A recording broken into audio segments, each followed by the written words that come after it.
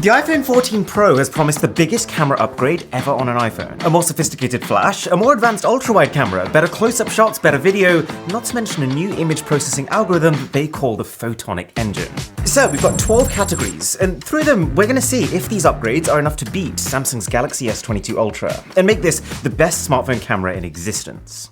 Okay, so let's start with front-facing cameras. Because Apple has improved theirs this time around. By opening up the aperture compared to the last iPhone 13s, the new ones can let in a significant amount more light. Technically speaking, Samsung's front camera is still a better front camera, and you can kind of tell by how much natural separation there is between foreground and background. But Apple makes up for it with how they're able to process the video that they do get. They can do a lot with a little, which I could actually learn from. You'll find that the iPhone takes cleaner footage in bright lighting. It takes cleaner footage in darker environments. Not to mention how, if I try to record with both front cameras within a third-party app like Instagram, this is what it looks like on the iPhone, this is what it looks like on Samsung. Apple just has better integration with these apps. But Samsung bridges the gap when it comes to selfie photos. When you're taking a photo, it doesn't need to be captured in real time like a video does. And so it allows Samsung to heavily process it. And the truth of it is, I quite like Samsung's processing. The way it subtly smooths my skin without reducing the clarity in my beard. How it feels like a more three-dimensional, slightly higher quality image with the less heavy-handed use of sharpening. That said, it's not enough to win the category, given that A, it's more of a stylistic preference, that B, the iPhone can now completely separate you from your background by just holding on screen. That alone could literally halve the time it takes me to make a YouTube thumbnail. And C, the Photonic Engine, which is a new bit of tech that Apple's just released. And the idea is that every single time you take a photo now, on any one of the cameras, on any one of the iPhone 14s, your phone will be able to comb through every single pixel and optimize the noise, texture, and the detail. It's the next step above the deep fusion that current iPhones use. And you can tell when it comes to those middle light and lower light selfies. There's a real cleanness to the iPhone's image, which leads us to about a draw in this category. Now, just before we get to the technicals of the fancy main rear cameras on these phones, one of the not very often mentioned but very important factors for me is which one is more fun to use. And as much as I think that Apple is heading in the right direction with this, they've added a fair sprinkling of cool features over the last few years, like cinematic mode, like photographic styles. They've just now added action mode, which I'll get to. But you'd still find it hard to argue that Samsung doesn't have more toys. Whether it's Director's View that lets you see all your cameras at once, Remaster that can upscale your low-resolution photos like magic, or Object and Reflection Eraser that can clean your photos up after you've taken them. Not to mention the fact that you have the literal option to zoom in 100 times towards something. That's kind of fun. So let's talk about that zoom. This is both phones at 1x magnification. This is 2x, this is 4x, this is 10x, 30x, and now finally 100 times. And when you get to this point, it is an obliteration.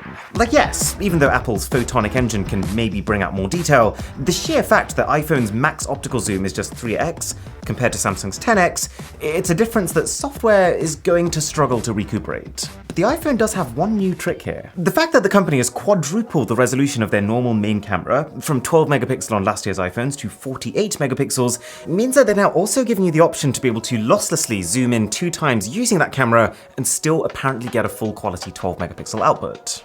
As for how good it is, well, if we start from this point and then we use 2x zoom on both phones, this is the output you get. And then if we magnify this shot, you can see that in fact, yeah, Apple's 2x zoom photo is definitively clearer than Samsung's. And then thanks, at least in part, to the Photonic Engine, this applies to 3x zoom photos, it applies to 4x zoom photos, it applies to every zoom level until you get to 10x. And only at this point does Samsung's 10x optical zoom camera kick in and absolutely demolish the iPhone. So it's not actually as clear-cut as you might have thought. And what it really boils down to is, when you're taking zoom photos, are you spending more time zooming in between 1x and 10x, in which case I'd hand it to the iPhone, or between 10x and 100x, in which case I'd hand it to Samsung. I'll give Samsung the overall win in this category, because technically its upper limit for what it could potentially achieve is higher, but just know that the iPhone is quickly becoming the more well-rounded option. One thing that Apple made very clear at their iPhone 14 Pro launch was that it's not just the main camera that's been upgraded, it's also the ultra-wide,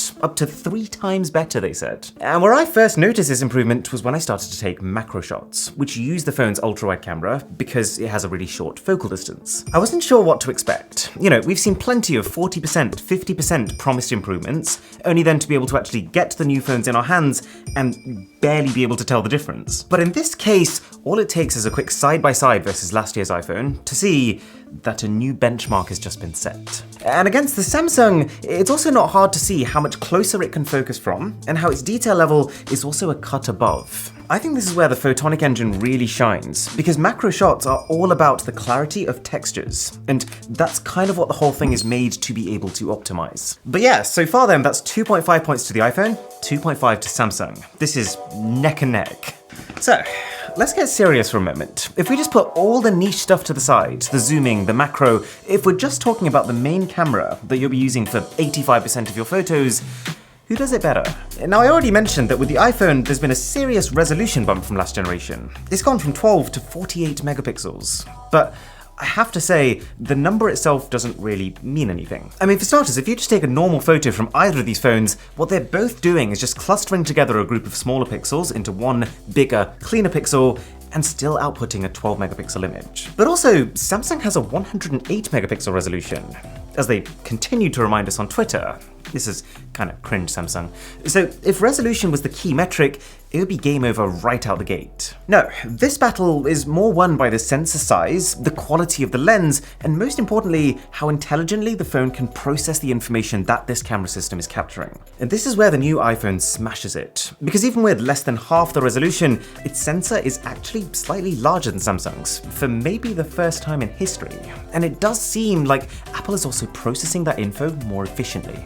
Take these shots, very standard daytime photos, both 12 megapixel, but if we try cropping into any part of it by any significant amount, can you see how the iPhone is literally making every single one of those 12 megapixels work? Or this one, if you magnify all the way into my face here, there's just no sign that the iPhone is struggling at all. But there's more, because the other benefit of the iPhone having this big boy sensor now is that, for the first time ever, it can keep parity with Samsung's tremendous natural separation of foreground and background. And this makes shots of people look better, shots of plants look better, shots of pets look better. Much needed for you, Milo. It's eroding that reputation of iPhone footage being incredibly flat compared to using a proper DSLR camera. The one thing that Samsung has always held above Apple, and continues to hold over Apple, is higher dynamic range, using processing to be able to correctly expose all parts of the image. Samsung's actually, conveniently, just had an update like a week ago to improve the dynamic range. But even then, the lead that they have is shrinking now. It's only noticeably ahead in the more extreme fringe scenarios. Actually, this is important. The general trend that we've always seen in this Apple versus Samsung war is Samsung has better hardware, higher quality camera sensors, Apple has better software that can get more out of their weaker hardware. And that's only possible because Apple builds both the hardware and the software together, and also because they only make like 4 phones a year compared to 50 or 100 from Samsung, and so Apple can go all in on that optimization. And this discrepancy has always kept Samsung and Apple largely just trading blows with each other. But what's happened this time around is that Apple has given such a bump to their main camera hardware that it's now very much on par. And when you pair that with Apple's more refined software, on a technical level, it becomes really hard to argue Samsung's case with main camera photos. Even though I prefer the vibe of Samsung's shots, the cooler tones, the crispier contrast, the face brightening, the vibrance, given that this is all stuff you could achieve with a simple editing preset, it's hard to say that it outweighs the fact that 80% of the time, Apple is now capturing more information, with systematically more correct color science. Weirdly, I didn't notice the same disparity with the ultra-wide cameras. I was half expecting the iPhone to pick up a whole new level of detail with the whole "this is up to 3 times better than last year," but not really. You can kind of tell for yourself, they're pretty evenly matched in this regard. Now, something that I'm starting to pay more and more attention to is audio quality. If you can have crystal clear audio, that's like 50% of your work done for you. And it's hard to say outright that one of these does it better than the other. You tend to find that with Samsung you have more processed sounding audio. So you have a little bit less of the background noise behind you, but then you also lose a bit of the fullness in your voice. And then the iPhone sounds a bit more natural, for better and worse. There's also been improvements to portrait mode on the new iPhone. To be honest, actually, on both of these phones. When Samsung's S22 Ultra launched, its portraits were already a tier above last gen. But since that launch, the company has also compounded that with a couple of meaty software updates. And Man, I mean, both of these are looking pretty spicy right now. What lets Samsung down a bit is that their 3x zoom camera, which is the default camera on most phones for portraits, as it's just more flattering than going right up close to someone's face with the main 1x camera, is not as good quality as Apple's 3x zoom camera. And so Apple pulls out in front thanks to simply having more detail in just about every single scenario that you can take a portrait mode shot in. And then what seals the deal here for the iPhone is Samsung's shutter lag. The iPhone captures most of its shots in about half the time that it takes Samsung to do so. So if you're shooting anything moving, you're far more likely to be able to capture it without blurring it. This isn't just a portrait mode thing. You notice the shutter lag in most photo capturing situations, but it's particularly bad with portrait mode because portrait mode shots naturally take a bit longer anyways. So one feature that I've been very curiously eyeing up on the iPhone 14 is action mode. It's the same kind of super steady video that Samsung's had for 4 generations now, that takes a video as normal, but then uses digital zoom to crop into that video and then moves the viewpoint around within that video to try and match each frame to the last frame and make the whole thing appear as smooth as possible.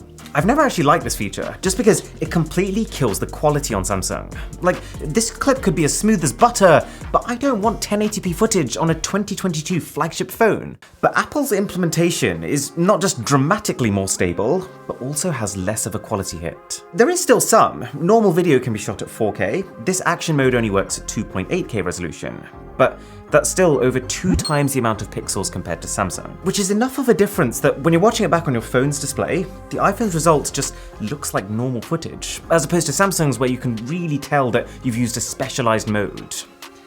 Not in a good way. The saving grace for Samsung is that the vast majority of videos you take won't be using this super steady feature and will instead just rely on the phone's default stabilization. For which Samsung has given this camera almost 60% more space to be able to move to counteract your hand movements compared to their last phone, and up against that, Apple is debuting what they're calling 2nd generation sensor shift stabilization. And they're both excellent. If you're just walking around casually and recording, there's no real faults with either's ability to stabilize. But there's something else you might have noticed while watching these stabilization clips.